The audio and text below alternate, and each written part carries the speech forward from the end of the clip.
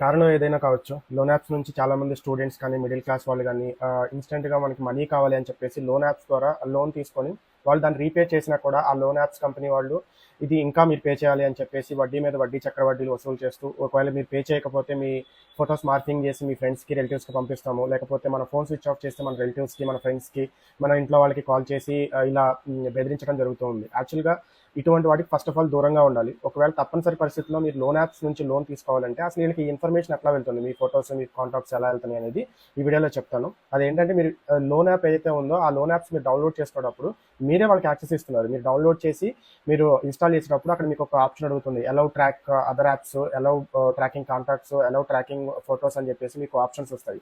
So వాటిని మీరు not allowed అని చెప్పి ఆప్షన్ సెలెక్ట్ చేసుకోండి. సో వాళ్ళకి ఎటువంటి ఇన్ఫర్మేషన్ ఉందో, ఒకవేళ అట్లా నాట్ అలౌడ్ వేసుకున్నప్పుడు ఆ యాప్ మీకు ఇన్స్టాల్ అవ్వకపోతే అది కంపల్సరీ వాళ్ళ మోటోనే ఫ్రాడ్ చేయడం అనేది. సో అట్లాంటి యాప్స్ దూరంగా ఉండండి. అలాగే ఇన్ఫర్మేషన్ అందరికీ రీచ్